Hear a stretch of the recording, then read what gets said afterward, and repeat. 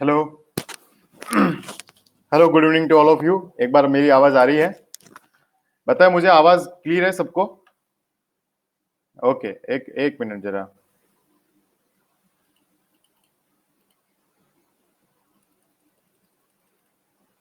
हम्म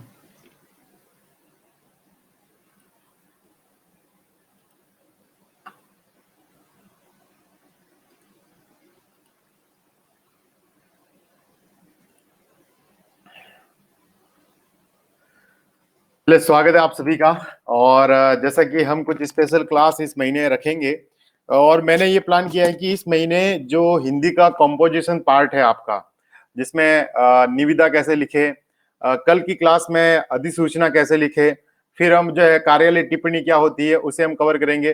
फिर आगे वाली क्लासेस में है जैसे कि एक अच्छे से निबंध कैसे लिखा जाए, है ना। तो वो सारी जो चीजें आपकी कंपोजिशन पार्ट में जो आपके लिए इंपॉर्टेंट है उसे हम कवर करने वाले हैं। तो आप सभी का स्वागत है। और इसको शांति से समझिएगा, क्योंकि जब आप एक कार्यालय में जाकर आप खुद एक अधिकारी बनेंगे तो आपको भी अपने कार्यालय की आवश्यकताओं के लिए या उसकी जो भी वस्तुएं वगैरह सामग्री की आवश्यकता होगी तो आप भी टेंडर जो है निविदा जारी करेंगे। देख, सीधा सा फॉर्मेट ये देख लीजिएगा कि मैंने बहुत सारी कटिंग ली है अखबार की, ताकि आपको समझ में आ जाए कि निविदाएं लिखी कैसी जाती है, क्या है और एक्चुअल में है क्या।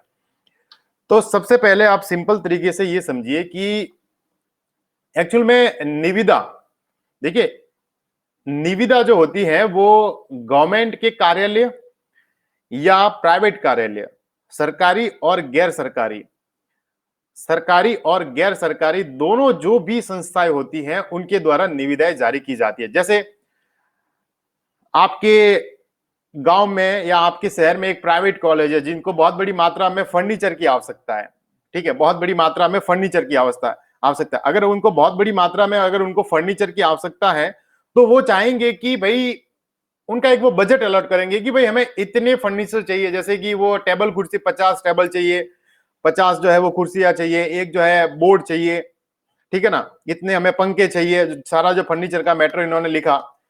अब एक तो वो बाजार से जाकर खरीद सकते हैं, दूसरा उनको लगता है कि भाई बाजार में जाएंगे तो हमारा एक समय व्यर्थ होगा, हम अच्छे से डील नहीं कर पाएंगे, अच्छा जिम्मेदारी किसकी रहेगी, स्टाफ कम है, कौन जाएगा, कितना लाना है, खराब हुआ तो कैसे मैनेज करना है। तो वो आमतौर पर क्या करते हैं कि ये जो उनकी आवश्यकताएं होती है उसके लिए कोई भी एक रजिस्टर्ड फर्म या ऐसे लोग जिन्होंने इससे पहले फर्नीचर का काम किया है तो अखबार में एक ऐड दे देते हैं कि भाई हमें इन इन चीजों की आवश्यकता है, अगर जो लोग ढंग के हैं, जो लोग ये चीज हमें उपलब्ध करवा सकते हैं तो आप जो है ये सूचना है हमारी और सूचना के अनुसार जो है आप हमें चीजें उपलब्ध करवा दीजिए। उसमें संख्या लिखी होती है, उसमें यह भी लिखा होता है कि भाई किस दिन आकर आप हमारे से ये फॉर्म ले सकते हैं।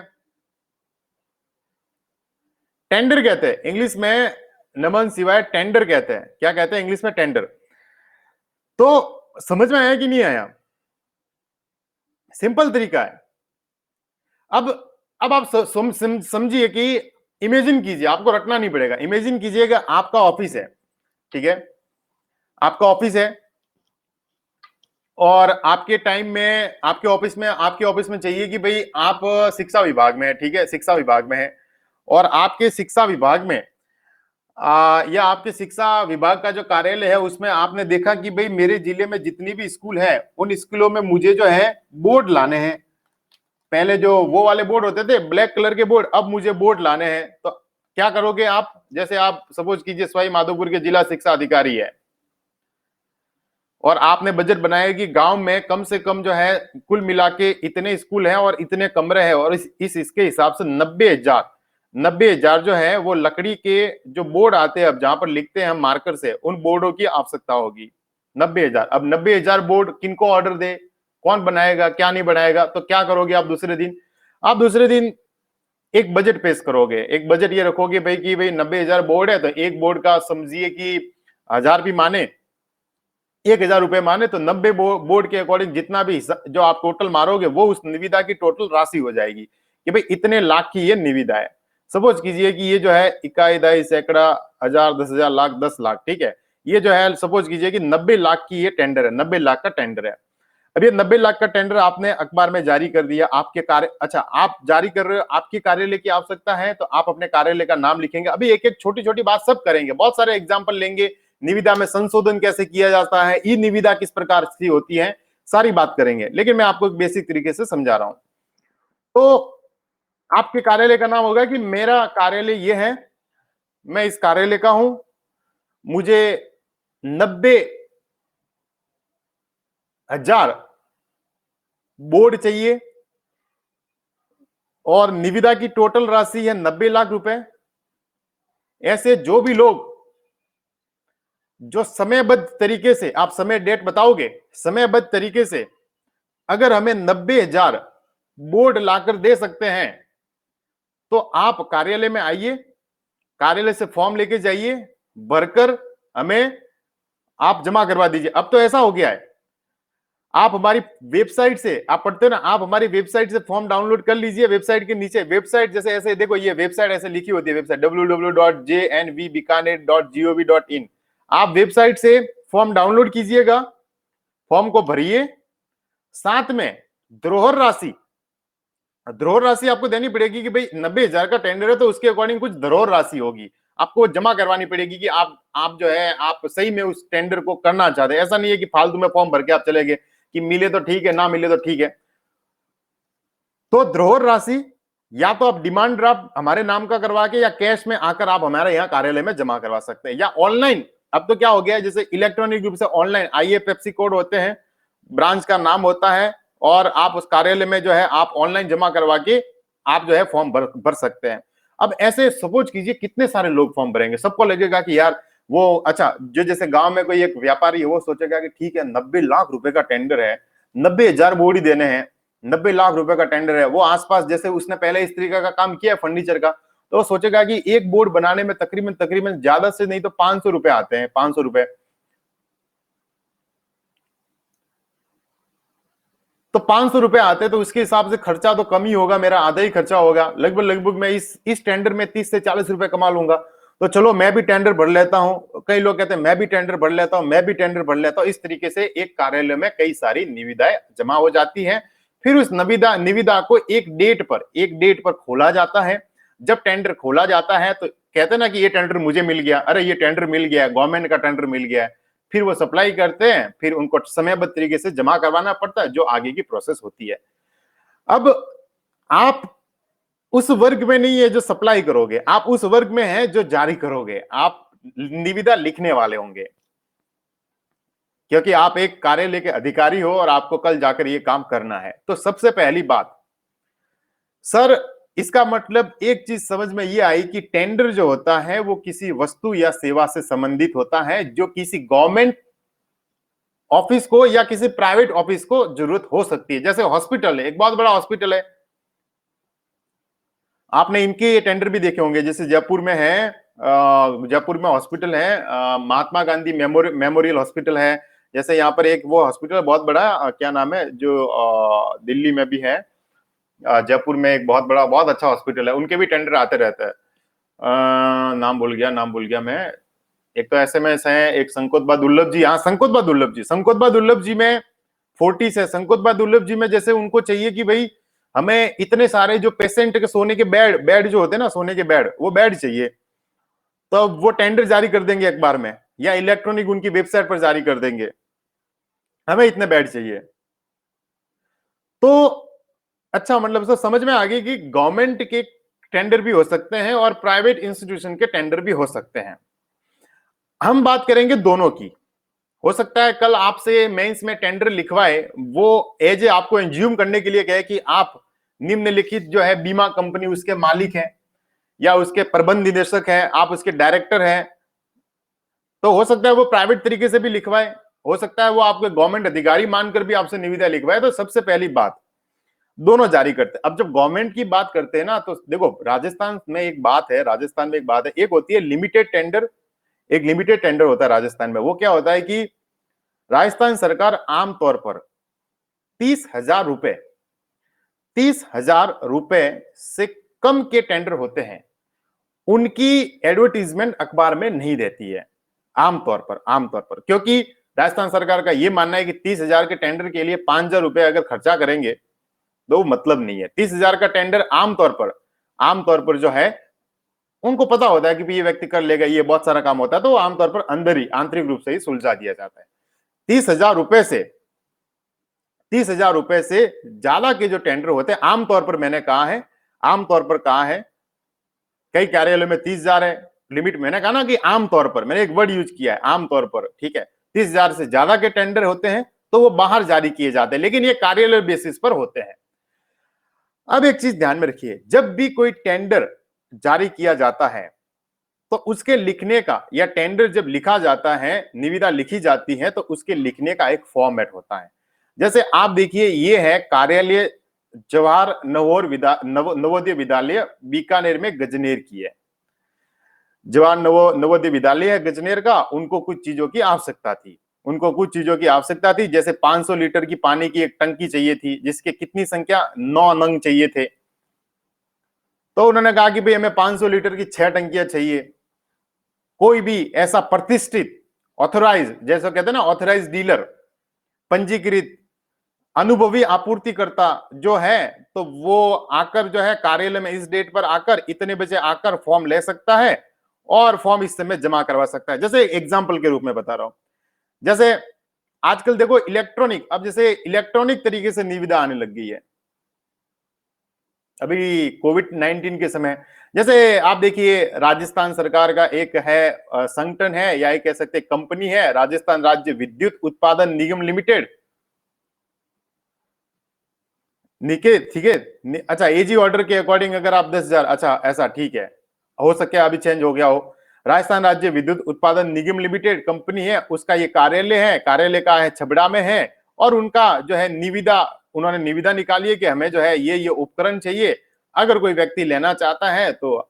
मैं एक बार आपको फॉर्मेट बता रहा हूं सिंपल तरीके से। ये देखो, ये भी इस तरीके का है, जयपुर विकास प्राधिकरण का है, ठीक है, और उनकी ये निविदा है, इस तरीके से लिखी हुई है।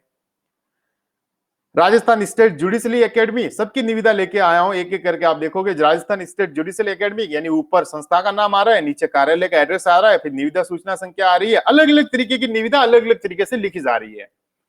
एक कोई वो नहीं है कि एक स्पेसिफिक फॉर्मेट होना चाहिए, ऐसा नहीं है। लेकिन जो राजस्थान बोर्ड की किताबों में है, जिसको आरबीएससी मानती है और आरपीएससी मानती है, वो फॉर्मेट आपके साथ डिस्कस करेंगे। देखिए वो फॉर्मेट क्या है, वो फॉर्मेट कुछ इस तरीके का है। ये वाला जो है, जो फॉर्मेट है, यही आपको राजस्थान बोर्ड की किताबों में ही दिखाई देगा।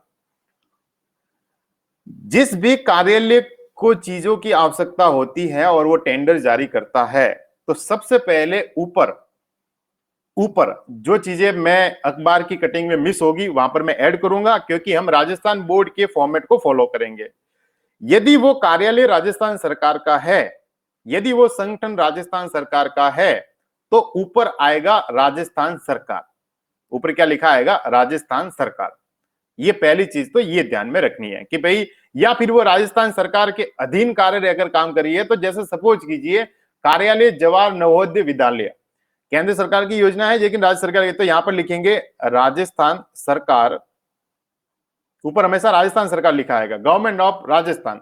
जैसे ये देखिए, ये कंपनी है राजस्थान राज्य विद्युत उत्पादन निगम लिमिटेड, तो ये अखबार की कटिंग है। इसमें हमेशा जब राजस्थान बोर्ड की किताबों के अकॉर्डिंग निविदा लिखी जाएगी, तो ऊपर आएगा राजस्थान सरकार। राजस्थान सरकार हमेशा लिखा जाएगा, राजस्थान सरकार, क्योंकि ये ऑर्गेनाइजेशन किसका है, राजस्थान सरकार का है। ठीक है, यहां पर वो चला गया है ऊपर का, जयपुर विकास प्राधिकरण, राजस्थान सरकार। ये जैसे Rajasthan state judicial academy Rajasthan सरकार के अधीन है, तो ऊपर लिखा आएगा राजस्थान सरकार, हमेशा ऊपर लिखा जाएगा राजस्थान सरकार। अब मैं आपको जो बोर्ड का अलग अलग फॉर्मेट है, देखो कहीं पर पत्रावली संख्या मिलेगी, कहीं पर नहीं मिलेगी, लेकिन आरबीएससी में जो फॉर्मेट अपना है, पहले तो मैं आपको बता देता हूं कि निविदा अगर इस तरीके से भी लिखते हैं तो गलत नहीं है, लेकिन फॉर्मेट जो एग्जैक्ट है वो मैं आपको बता देता हूं जो बोर्ड में है। उसके बाद में कार्यालय, राजस्थान सरकार आ गया, राजस्थान सरकार का कौन सा कार्यालय है, तो जैसे जवाहर नवोदय विद्यालय, तो आपको उस संस्था का नाम लिखना है नीचे। उसके बाद में उसका एड्रेस आ जाएगा,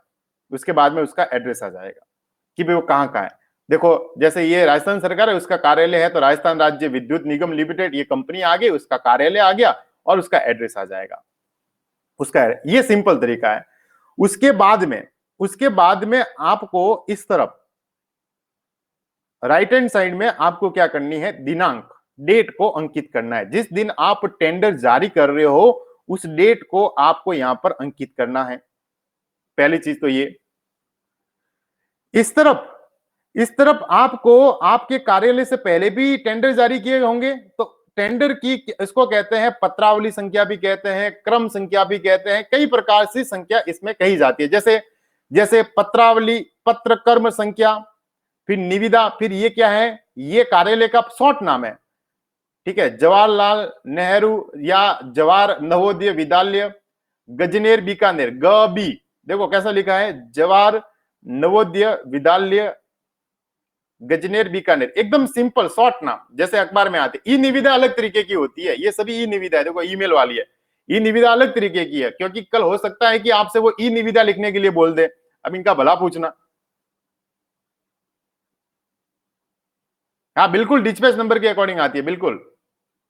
कल आपसे वो ई निविदा लिखने के लिए कह दे, तो ई निविदा अलग तरीके की होती है, इजी होती है। मैं आपको पहले जो रियल में लिखी जाती है, वो जो ऑफलाइन फॉर्मेट में लिखी जा रही है, वो पहले तो ये आ गया, आपके कार्यालय का नाम आ गया, फिर ईयर आ जाएगा, कौन से सन की है, और फिर निविदा, जैसे इससे ये 1570 भी है, तो हो सकता है इससे पहले 1569 भी जारी की होगी, 1568 भी जारी होगी, 1567 भी जारी हो गई होगी, तो ये क्रम संख्या है कि भाई ये निविदा संख्या तो ये है 1570 भी, ये 2017 में डेट है, तो ईयर इसका 2017 है। कई बार ऐसा भी होता है, कई आपको देखोगे तो पहले निविदा संख्या लिख सकते हैं, फिर जो है ईयर लिख सकते हैं, ये भी सही है, इसमें कोई बड़ी बात नहीं है। तो यहां पर कैसा आएगा, पत्र कर्म संख्या, जो उनकी बुकलेट होती है, पत्र कर्म संख्या, फिर आगे निविदा, फिर कार्यालय का नाम ऑब्लिक करके, ठीक है, शॉर्ट फॉर्म में लिखा जाएगा। जैसे अगर जयपुर विकास प्राधिकरण की होगी तो जयपुर विकास प्राधिकरण ऐसा लिखा जाएगा। फिर क्या आ जाएगा, ईयर आ जाएगा, जैसे अभी 2019-20 तो ईयर आ जाएगा। फिर जयपुर विकास प्राधिकरण की मान लीजिए पहली निविदा है तो 01, दूसरी निविदा है तो 02, चौथी निविदा है तो 04।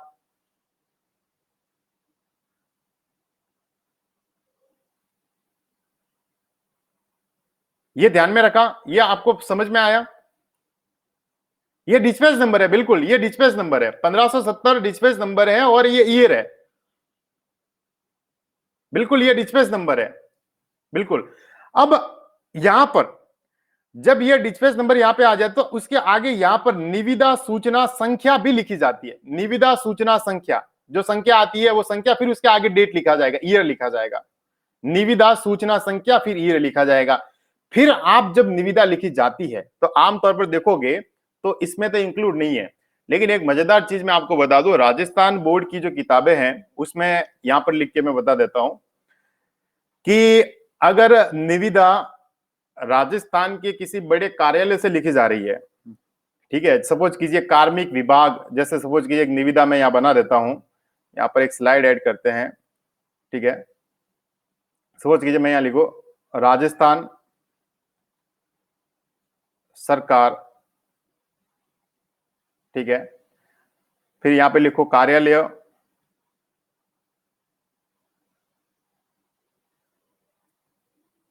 कार्मिक विभाग, कार्यालय कार्मिक विभाग, फिर यहां पे लिख लू कि कौन से रोड पे कार्यालय कार्मिक विभाग, तो मैं लिख लेता हूं लाल कोठी, सपोज कीजिए लाल कोठी, ठीक है, जयपुर। ये तो भाई कि इस कार्यालय से ये आ रही है निविदा। फिर यहां पर डेट, सपोज कीजिए सिंपल 28 सितंबर 2019, ठीक है। फिर यहां पर पत्र कर्म संख्या, ठीक है, 2/19। आमतौर पर ये इतना ज्यादा वो बारीकी से नहीं देखते, आपका फॉर्मेट देखते हैं ऊपर ऊपर से, ठीक है। फिर कार्यालय, तो कार्यालय कार्मिक विभाग, कहा कि ये छोटा सा नाम आ गया, कार्यालय कार्मिक विभाग। फिर यहां पर मैं लिख लूंगा ईयर, तो पहले ईयर लिख लिया 2019-20। फिर यहां पर डिस्पैच नंबर, जिस नंबर से जारी किया है, तो जैसे डिस्पैच नंबर आप कुछ भी बना दो, 071, 71 नंबर की है, ठीक है, ये आपका डिस्पैच नंबर आ गया। इतना हो गया। उसके बाद में यहां पर आएगा निविदा सूचना संख्या, कि निविदा का नंबर क्या है, निविदा सूचना संख्या। तो आमतौर पर जैसे जनरली तो यही नंबर लिखते हैं, ठीक है, 071, फिर ईयर लिख लेंगे यहां पर 2019, साल, इसमें साल लिखा जाता है। अब लेकिन फॉर्मेट में आपको दो तरीके का बताता हूं, जैसे राजस्थान बोर्ड की किताबों में कि अगर वो किसी बड़े विभाग से जारी की जा रही है, जैसे कार्मिक विभाग, तो उस निविदा के आगे राज्यपाल महोदय हमेशा ये लिखा हुआ होता है जनरली। अगर आप राजस्थान बोर्ड की किताब देखोगे जिसमें एग्जैक्ट फॉर्मेट राजस्थान सरकार ने माना है, तो वो माना जाता है कि राज्यपाल महोदय की आज्ञा से, ठीक है, राज्यपाल महोदय की आज्ञा से कार्यालय, ये कार्यालय कार्मिक विभाग को निम्नलिखित वस्तुओं की आवश्यकता हेतु पंजीकृत, जो पंजीकृत, अधिकृत या अनुभवी जो संस्थान या व्यक्ति है, उनसे मोहरबंद निविदाएं आमंत्रित की जाती है। दो तीन नाम है जैसे निविदा में, मोहरबंद, मोहरबंद, द्रोहर राशि, आमंत्रित, ये कुछ हिंदी के नाम है, आमंत्रित, ठीक है, कि भाई हमें इस वस्तु की आवश्यकता है और जो लोग एलिजिबल है उनको हम इनवाइट कर रहे हैं। हमारा कार्यालय राज्यपाल महोदय की आज्ञा से कार्मिक विभाग को निम्नलिखित वस्तुओं की आवश्यकता हेतु अधिकृत ऑब्लिक पंजीकृत ऑब्लिक अनुभवी व्यक्ति या संस्थान, अनुभवी व्यक्ति या संस्थान से द्रोहर राशि के साथ मोहरबंद निविदाएं आमंत्रित की जाती है। ये लाइन है, ये फॉर्मेट है। फिर नीचे विवरण दे दोगे, निम्नलिखित वस्तु है ना, तो नीचे विवरण दे दोगे। क्या विवरण? कार्मिक विभाग को क्या चाहिए। सपोज कीजिए कार्मिक विभाग को जो है खूब सारा जो है कार्मिक विभाग के कार्यालय की बात करें, कार्मिक विभाग के कार्यालय में जैसे याद करो कि वहां पर लाइटों की व्यवस्था करनी है, तो यहां पर आपने लिखा कि भाई, यहां पर लिखा कि वस्तु है, ठीक है।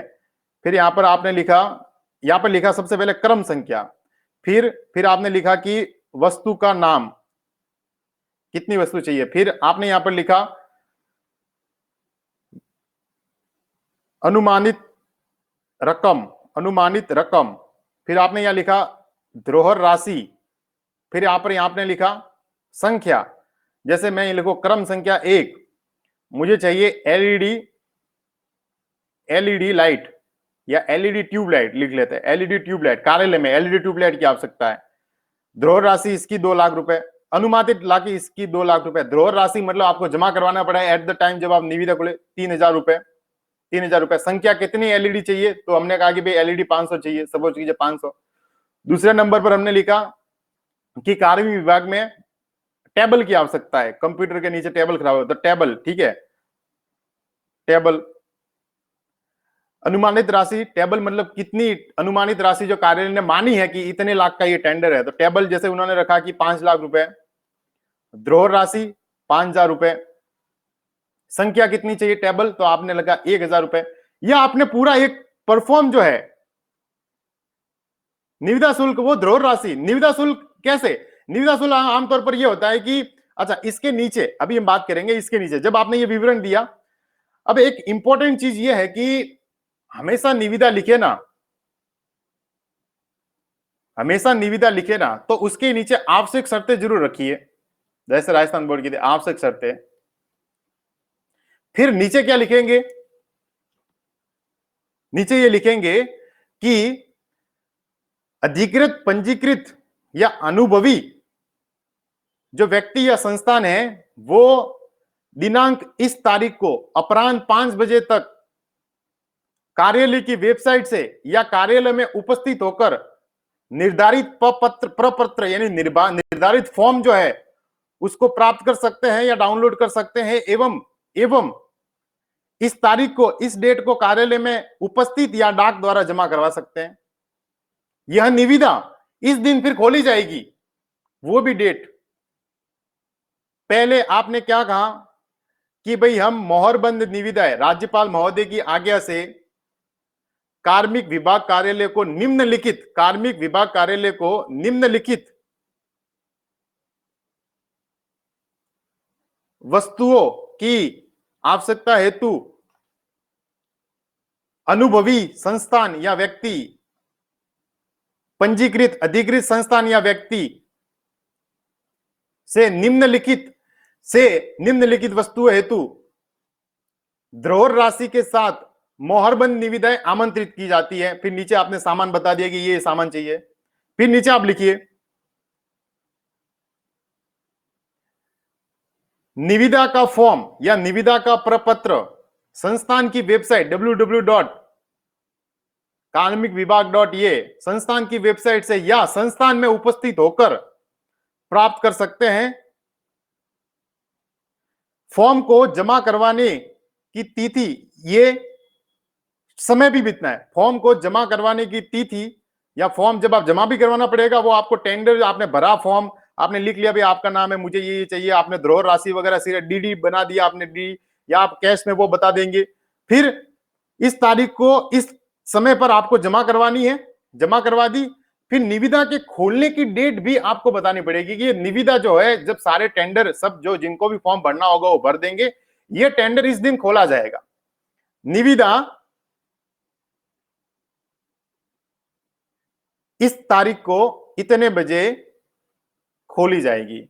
अब तो ऑनलाइन खोलते हैं निविदा, अब तो ऑनलाइन टेंडर जो है जारी किए जाते हैं। फिर आपके आगे जो है यहाँ पर कार्यालय में, जैसे आप जैसे कार्मिक विभाग के सचिव है या संयुक्त सचिव है, तो आप ये लिख लोगे सचिव या संयुक्त सचिव या अतिरिक्त सचिव, जो भी आपको आप मानो तो आप लिख लोगे संयुक्त सचिव। ये है निविदा। एक तो इस तरीके से लिखी जाती है। अब दूसरी निविदा थोड़ी सिंपल तरीके की है। दूसरी निविदा जैसे जिसका फॉर्मेट भी राजस्थान बोर्ड की किताबों में मिलता है, जैसे एड स्लाइड, जैसे यहां पर कोई ऐसी संस्थान लीजिए जो कोई बड़ा विभाग नहीं है, लेकिन राजस्थान की कोई संस्था है, राजस्थान सरकार की, लेकिन गौण है। ठीक है, मान सकते हैं कि भाई गौण तरीके के, जैसे ले लेते हैं, जैसे आपके बीकानेर जिले की एक सरस दूध की डेयरी, ठीक है, उनको भी टेंडर की आवश्यकता होगी, तो लिख लेते हैं कि राजस्थान राज्य दुग्ध उत्पादक निगम लिमिटेड, ठीक है, राजस्थान राज्य दुग्ध उत्पादक निगम लिमिटेड सरस का कार्यालय, लेकिन इसका कार्यालय कहां पर है? कार्यालय बीकानेर को टारगेट करे। कार्यालय लिख लेते हैं पंचसती सर्किल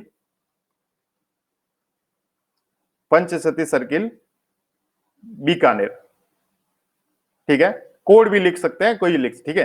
फिर यहां पर दिनांक आ जाएगी, जैसे दिनांक लीजिए 18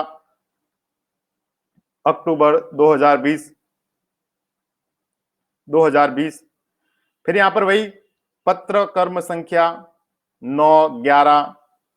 फिर यहां पर संस्था का नाम है, तो संस्था का पहला नाम राजस्थान राज्य दुग्ध उत्पादक निगम लिमिटेड, ऐसे कार्यालय का शॉर्ट फॉर्म, पहला अक्षर ये आपने लिखा। फिर उसके बाद में आप ईयर लिख लो 2020। फिर आपकी निविदा डिस्पैच संख्या आप लिख लीजिए, तो जैसे मैं लिख लो 1001, जैसे बड़ा अक्षर लेते थे, आमतौर पर मैं थोड़ा बड़ा अक्षर लेता था वहां पर, जब लिखते 1001, 20,001, ठीक है। फिर यहाँ पर लिखिए निविदा सूचना संख्या, फिर यहाँ पर लिख लीजिएगा 2020 1001, ठीक है, मतलब 1001 और 2020 है। अब यहां पर जैसे ये, तो इसमें राज्यपाल महोदय की आवश्यकता नहीं है। अब इनको जैसे बीकानेर का ये कार्यालय है, सरस का पार्लर है, अब इनको क्या चाहिए? इनको जैसे चाहिए कि वो पॉलीथीन की थैली जिसमें सरस दूध को भरा जाता है वो चाहिए, या भाड़े पर 10 ट्रक चाहिए दूध पहुंचाने के लिए। सपोज कीजिए भाड़े पर 10 ट्रक चाहिए दूध पहुंचाने के लिए, तो यहां पर लिखेंगे, यहां पर सीधा लिखेंगे राजस्थान राज्य दुग्ध उत्पादन निगम लिमिटेड कार्यालय बीकानेर को किराए पर 20,000 लीटर की क्षमता वाले 5 ट्रकों की आवश्यकता है। सिंपल तरीके से लिखिए, आवश्यकता है। पंजीकृत अधिकृत या अनुभवी व्यक्ति या संस्थान कार्यालय में उपस्थित होकर या विभाग की वेबसाइट से फॉर्म डाउनलोड कर धरोहर राशि के साथ मोहरबंद निविदाएं जो है वो उनसे आमंत्रित की जाती है और वो जमा करवा सकते हैं। आप कोई भी फॉर्मेट ले सकते हैं इसमें, बस ये मैं कह रहा हूं ये वर्ड आने चाहिए। कौन सी? धरोहर राशि वाला वर्ड आना चाहिए,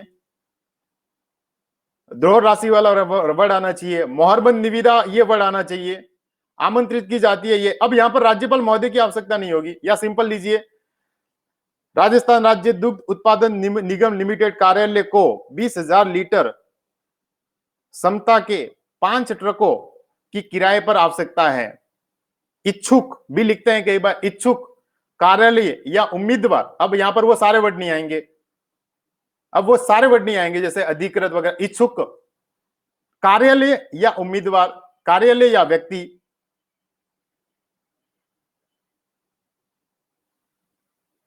से धरोहर राशि के साथ, इच्छुक व्यक्ति या कार्यालय से धरोहर राशि के साथ में, धरोहर राशि के साथ में मोहरबंद निविदाएं आमंत्रित की जाती है कि आपको धरोहर राशि देनी पड़ेगी। फिर आपने यहां विवरण दे दिया, विवरण दे दिया, लेकिन मैंने वहां पर बताना छोड़ दिया था, फिर विवरण दे दिया आपने, फिर आप नीचे लिखोगे निविदा जमा करवाने या निविदा स्वयं उपस्थित होकर या डाक द्वारा दिनांक, ये जैसे 18 है ना, तो दिनांक 25, 7 दिन बाद में लिखे, दिनांक 25 अक्टूबर 2020 को अपराह्न, हिंदी में लिखना, वहां एएम पीएम मत लिख लेना, अपराह्न 5 बजे, कार्यालय का आमतौर पर समय 5 बजे तक होता है, अब 7-8 बजे मत लिख लेना, ठीक है, 5 बजे तक स्वयं या डाक द्वारा जमा करवा सकते हैं, स्वयं या डाक द्वारा। इन निविदाओं को जैसे 25 को जमा करवाई तो अगली डेट, इन निविदाओं को 26 अक्टूबर, इन निविदाओं को 26 अक्टूबर प्रातःकाल 11 बजे या पूर्वाह्न 11 बजे जो है खोली जाएगी। फिर नीचे आवश्यक शर्तें लिख लो, नीचे क्या लिख लो? आवश्यक शर्तें। आवश्यक शर्तें ऐसे नीचे लिखो कि विलंब से प्राप्त निविदाओं को स्वीकार नहीं किया जाएगा। जैसे हम कहते हैं कि जो बाद में निविदा सेंड करोगे तो हम विलंब से प्राप्त, डिलेड, जो आप विलंब से प्राप्त निविदाओं को स्वीकार नहीं किया जाएगा। बिना धरोहर राशि वाली निविदाओं को स्वीकार नहीं किया जाएगा। निविदाओं को स्वीकार या अस्वीकार करने की शक्ति कार्यालय में जो है समाहित है। ये 3-4 शर्त लिख लीजिए आप, ये 3-4, या एक लिख लीजिए, निविदाएं निर्धारित प्रपत्र में ही जमा करवानी, अन्यथा निविदाएं स्वीकार नहीं की जाएगी। भाई आपको एग्जैक्ट जो फॉर्म दिया गया है उसी फॉर्म में आपको निविदाएं जमा करवानी है। अगर आपने निविदाएं विलंब से जमा करवाई है तो उसको हम स्वीकार नहीं करेंगे। निविदा को स्वीकार करना या ना करना, निविदाओं को स्वीकार करना या ना करना संगठन या संस्थान का अंतिम जो है निर्णय होगा। फिर आपके नीचे इस तरफ साइन हो जाएंगे। ये है। अब देखो, आपने ये निविदा लिखी कई बार। अब सपोज कीजिए, अब एक और, इसको छोड़ के मत जाना, एक और चीज, निविदा आपने लिखी। अब कई बार क्या होता है कि निविदा में, अब ये समझ में आया, यहां पर पहले तो ये चीज बता दो कि अगर बड़ा कार्यालय नहीं है, बड़ा संगठन नहीं है, तो वहां पर राज्यपाल महोदय का नाम नहीं है कि कल दूध के 5 टैंकर भाड़े में लेने, उसके लिए राज्यपाल महोदय की आज्ञा से, वो मत लिख के आना। नहीं, हमने तो रटा हुआ है राज्यपाल महोदय की आज्ञा से, भले राजस्थान सरकार में कुछ भी नाम होगा तो राज्यपाल महोदय की आज्ञा से ही काम होगा। ये नहीं है कि बोर्ड का फॉर्मेट हमने पढ़ा है और राजस्थान के दूध के 5 टैंकर चाहिए तो बीकानेर के राज्यपाल महोदय से आज्ञा से राजस्थान राज्य दूध उत्पादन को 20,000 लीटर के 5 टैंकरों की आवश्यकता है। वो नहीं, बड़े संगठन है, कार्मिक विभाग है वगैरह है, निदेशालय कोई बड़े, तो वहां पर बिल्कुल बिल्कुल छुट्टी पे रह दो अगले। अब आवश्यक शर्तें भी आपको ऐड करनी है। अब एक चीज और, कई बार क्या होता है कि संगठन में निविदा जारी करने के बाद में हो सकता है कि उस निविदा में कोई गलती हो जाए, गलती रह जाए छपने में वगैरह में, या फिर निविदा में कई बार जो है संशोधन भी करना पड़ता है। हो सकता है कि आपको सामान की ज्यादा आवश्यकता हो गई, हो सकता है आप निविदा कार्यालय में कुछ दिन छुट्टी आ गई है, या आगे संस्था अचानक से अवकाश आ जाता है, आप निविदा को उस दिन नहीं खोल सकते हैं, तो फिर आप निविदा में एक संशोधन लेके आते हैं। निविदा संशोधन वो कुछ इस तरीके का होता है, जैसे मैं आपको बता देता हूं। देखिए, जैसे ये रहा, ये राजस्थान सरकार का है, देखो आपको दिख रहा है, ये देखो अखबार में निविदा का संशोधन है, कैसे इन्होंने संशोधन किया है। देखो अब यहाँ पर ईमेल भी लिखोगे ना तो वो गलत नहीं है, मैं एक आपको एक फॉर्मेट जो बोर्ड का है वो बताया। देखो ऊपर आया राजस्थान सरकार, ठीक है, फिर कार्यालय या उस मिशन का नाम राष्ट्रीय स्वास्थ्य मिशन राजस्थान, फिर उसके कार्यालय का एड्रेस पूरा चिकित्सा एवं स्वास्थ्य विभाग, कहां पर ये है ये मिशन, स्वास्थ्य विभाग तिलक मार्ग Jaipur, address, phone number, email ID वो भी आप लिख सकते हैं, कोई गलत नहीं है। फिर यहाँ पर देखिए आप पत्रावली संख्या आ गई पूरी, ठीक है, उसका छोटा सा नाम, ईयर आ गया, फिर इस संस्थान की जो है ये एनआईटी, अब उन्होंने अपना एक ऐड किया कार्यालय में, उनका हो सकता है अलग फॉर्मेट हो, अलग तरीके से डिस्प्ले संख्या वगैरह कैलकुलेट करते हो वो, ठीक है। फिर आगे डेट आ गई। फिर आप देखिए निविदा, जब आप संशोधन कर रहे हैं, जो निविदा आपने सेंड की है उसमें संशोधन कर रहे हैं, तो यहां पर क्या आएगा, निविदा संशोधन, पहले तो लिखा आएगा निविदा संशोधन, और ये संशोधन उनके कार्यालय में तीसरा संशोधन है। उनके कार्यालय में उससे पहले भी इन्होंने 2 संशोधन किसी निविदा में किए हैं।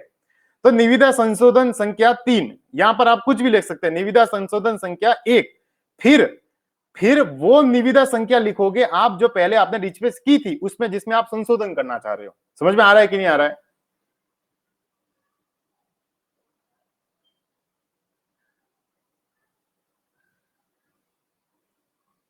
समझ में आ रहा है कि नहीं आ रहा है? कि भाई यहां पर लिखोगे निविदा, आपको लिखोगे यहां पर आप क्या लिखोगे, निविदा संशोधन, ठीक है, निविदा संशोधन। अब निविदा संशोधन किसमें कर रहे हो, अमेंडमेंट किसमें कर रहे हो, जो पहले आपने निविदा ऑलरेडी आपने जो है जारी कर दी थी, तो उस निविदा को आपको बताना पड़ेगा, ताकि अखबार में आप दे रहे हो, कल कोई व्यक्ति जो है इस निविदा संख्या के अनुसार अगर वो फॉर्म भर रहा है, ऑनलाइन वगैरह फॉर्म भर रहा है, तो उसको पता तो रहे कि भाई ये अमेंडमेंट किस निविदा में किया गया है, राजस्थान सरकार ने किस निविदा में किया है अमेंडमेंट, तो ये तो उनको कम से कम एटलीस्ट पता होना चाहिए, ठीक है, पता होना चाहिए। तो अब देखिए ये फिर यहां पर क्या आ जाएगा, यहां पर आ जाएगा, एक मिनट जरा, यहां पर आ जाएगा निविदा संशोधन, और ये निविदा संशोधन उस कार्यालय का अगर नंबर 3 है तो निविदा संशोधन संख्या 3, निविदा संख्या ये वाली जो पुरानी वाली है ये डिस्पेच नंबर आ जाएगा, और ये जो है उसकी ईयर आ जाएगी। फिर क्या लिखोगे कि फिर इसमें इतना बड़ा नहीं लिखोगे कि मोहरबंद निविदा आमंत्रित की जाती है, नहीं वो नहीं, फिर आप सीधा लिखोगे कि इस कार्यालय द्वारा पूर्व में प्रकाशित, इस कार्यालय द्वारा पूर्व में प्रकाशित, पहले प्रकाशित की थी निविदा संख्या, यही निविदा संख्या, ठीक है। ये देखो जो आपने पहले मेंशन किया, निविदा संख्या क्रम संख्या 2, जिसमें वर्णित कार्य के निविदा पत्र को, अब जैसे इसमें इन्होंने क्या की थी, डेट चेंज की थी, कि हम जो निविदा खोलने की डेट जो थी, जो पहले 8 दिसंबर थी 2016, उसको हम क्या कर रहे हैं, 9 दिसंबर कर रहे हैं, तो संशोधन किया निविदा में। तो इन्होंने कहा कि जो पहले हमने पूर्व में प्रकाशित जो निविदा संख्या थी उसको हम क्या कर रहे हैं, जो आपने फॉर्म अपलोड की थी वेबसाइट से, जिसमें तिथि 8 दिसंबर 2016 थी, जिसमें धरोहर राशि ये थी, उसमें उसमें हमने निविदा खोलने की जो डेट है वो 9 दिसंबर हमने की है, तो इसलिए इसको 8 दिसंबर को 9 दिसंबर पढ़ा जावे, निविदा की अन्य शर्तें यथावत रहेगी। ये लिखिए, ये की पॉइंट है कि भाई जो पहले बाकी की शर्तें थी तो वो तो यथावत ऐसे ही रहेगी, लेकिन हमने केवल डेट चेंज किया है। ये निविदा में अमेंडमेंट है। कभी आ जाए कि पूर्व में जारी, आप एक कार्यालय के विभाग के अधिकारी या पूर्व में जारी ये निविदा है, उसमें आप संशोधन करने के लिए जा रहे, तो सिंपल लिखिए, राजस्थान सरकार आ जाएगा, विभाग या कार्यालय का नाम आ जाएगा, विभाग का एड्रेस आ जाएगा, पता वगैरह आ जाएगा, फिर पत्रावली क्रम संख्या यहां आ जाएगी, इस तरफ दिनांक आ जाएगी, इधर निविदा संख्या आ जाएगी, अगर संशोधन किया जा रहा है तो निविदा संशोधन, और पहले वाली निविदा की संख्या आ जाएगी, ईयर आ जाएगा। फिर आप लिखोगे कि इस कार्यालय द्वारा पूर्व में प्रकाशित ये निविदा संख्या, ठीक है, सिंपल लिखिए, निविदा संख्या जिसमें खोलने की तिथि 8 दिसंबर 2016 थी, इसे खोलने की नई तिथि 9 दिसंबर 2016 समझा जाए, निविदा की अन्य शर्तें यथावत रहेगी, फिर आपके साइन हो गए, बस सिंपल। समझ में आया? अगर अमेंडमेंट वाली निविदा आ जाए तो कि भाई निविदा में संशोधन कीजिए, तो भी आपको ये क्लियर रखना है, बहुत इंपॉर्टेंट है, ये ध्यान में रखना है, ठीक है, इंपॉर्टेंट है। अब ये क्या है कि मैंने एग्जांपल आपको दिए हैं, क्योंकि क्या होगा, ये मैं एग्जांपल इसलिए लेके आया हूं क्योंकि आप अखबार में देखोगे ना कल निविदा, तो आप कहोगे कि सर यहां पर तो पत्रावली संख्या भी नहीं है, इनकी तो दिनांक या कॉलम में नहीं है, दिनांक बीच में लिखी है, निविदा संख्या के सामने बीच में लिखी है, तो मैं आपको कहना चाहूंगा कि निविदा को अलग अलग ढंग से प्रारूप है, लेकिन आपको कौन सा प्रारूप ध्यान में रखना है? जो राजस्थान बोर्ड की किताबों में है, जिसको राजस्थान सरकार मानती है। ठीक है, बिल्कुल इसको ग्रुप, ये आपके लिए पीडीएफ में डाउनलोड कर लूंगा, जिसको राजस्थान सरकार मानती है। तो आपको हमेशा ध्यान में रखना है, जब भी किसी बड़े कार्यालय विभाग है उसका नाम आ जाए राजस्थान सरकार, तो राज्यपाल महोदय। लेकिन राजस्थान की जैसे दूसरे कोई कार्यालय छोटे मोटे हैं, दुग्ध है वगैरह, सहकारिता बैंक का कोई है, जैसे आपको कहा जाए कल निविदा लिखने के लिए कि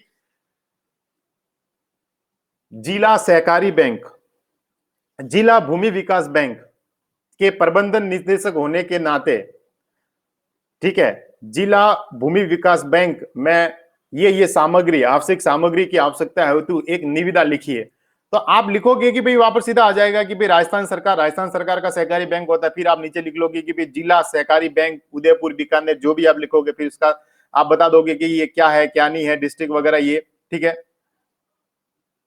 हाँ, डिस्ट्रिक्ट लेवल के ऑफिस में नहीं आमतौर पर, फिर यहाँ पर यहाँ पत्रावली क्रम संख्या, डेट लिख लोगे, निविदा सूचना संख्या, फिर यहाँ पर ये नहीं लिखोगे कि राज्यपाल महोदय की आज्ञा से, आप लिखोगे कि सीधा कार्यालय को ये आवश्यकता है। लेकिन की पॉइंट क्या है?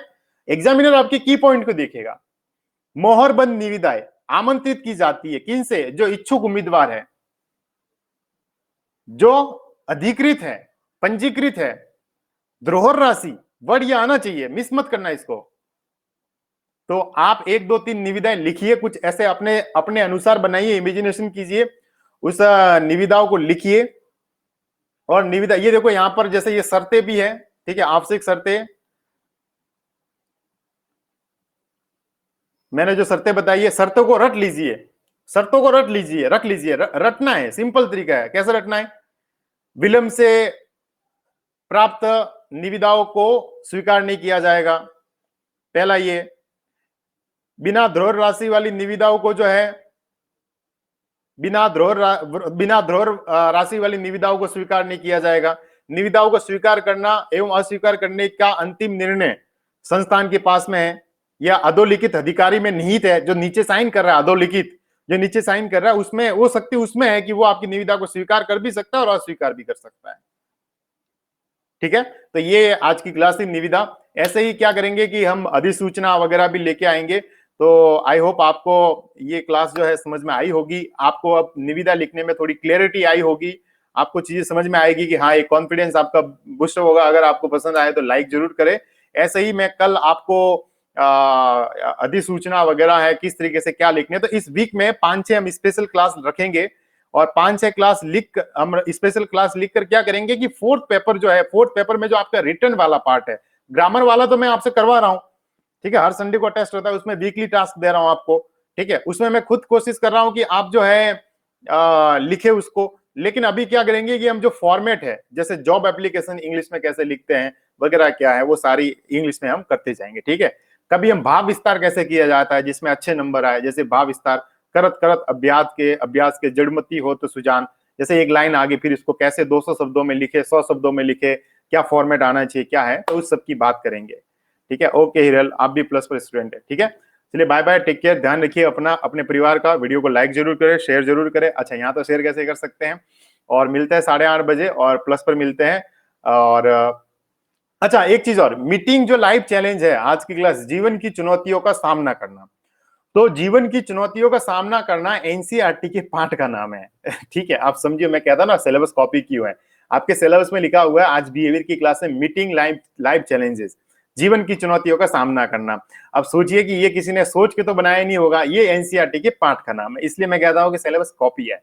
तो मैं पाठ का जो पूरा नाम है वो मैं नोट्स उसके, मैंने अब उसकी पीपीटी नहीं बनाया, मैंने कहा पूरा पाठ ही सेंड कर देता हूँ, अब उसमें क्या छाटूंगा, ठीक है ना। वैसे तो हम बोर्ड और एनसीईआरटी पूरा दे रहे, तो मैं अभी इंग्लिश में और हिंदी में वो जो पूरा पाठ है वो मैं आपको सेंड कर दूंगा, उसको आप पढ़ लीजिएगा। हम शाम को क्लास लेंगे उसकी, ठीक है। तो मिलते हैं, मैं आपको अभी ग्रुप में सेंड कर दूंगा, ठीक है।